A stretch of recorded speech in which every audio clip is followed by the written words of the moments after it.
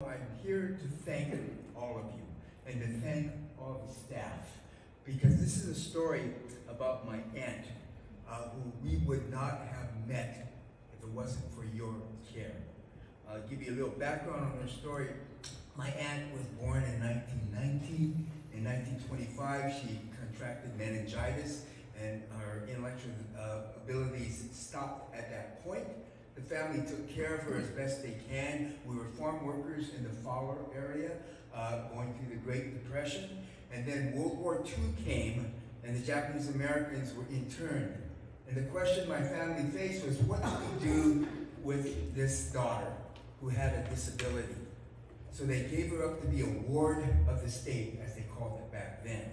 And that was in 1942, and that was the last time our family saw her. And it was 70 years later, I get a phone call, she's alive in Fresno. And part of that was she was part of your family here. From what I understood, my aunt was in Portugal for a while, went up to DeWitt Hospital, State Hospital up in Auburn, and in the early 1970s became a client as part of the Central Valley Regional Center. And to give you a quick story about how we connected, someone on your staff had the genius of setting aside some money. So when my aunt suffered a stroke, she was in hospice, and a funeral home, Wild Rose Funeral Home, got the contract. And this wonderful woman there decided that she didn't want my aunt to die alone. So she tried to reach out and find the family. In the 1930 census, she located my mom as her sister of Sugi, and I got this phone call from a funeral home saying that my aunt was alive. Of course, at that point, I didn't believe it. So I went to the funeral home. She showed me some paperwork. Then I came here to the regional center, and Marla backed up the paperwork for it. So then I went to go meet my aunt after 70 years of separation. Found out she was alive in Fresno. Then I had to talk to my family, my mom, and tell her that her sister was alive on that. I wrote a book about this story called Secret Harvests.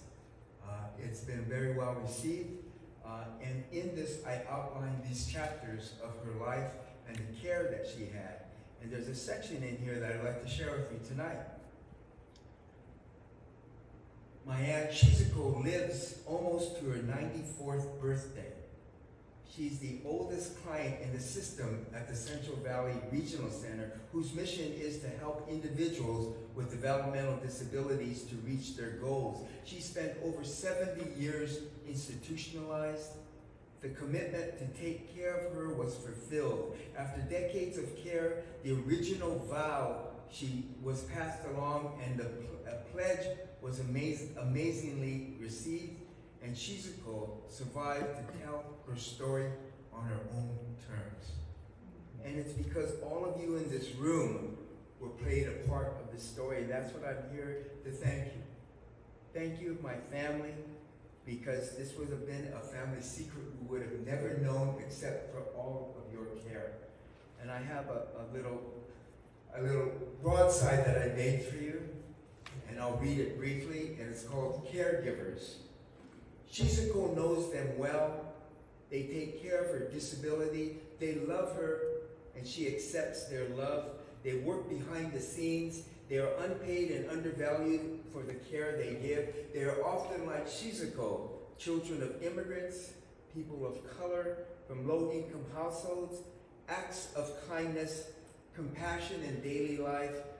With caring comes courage. As the Buddha said, after enlightenment, then the laundry. I want to thank you for my family and present this to you, and thank you very much. Thank all of the staff who played a role in this family saga, this family story that would have been lost without all of your caring. Thank you for my family. Thank you so much.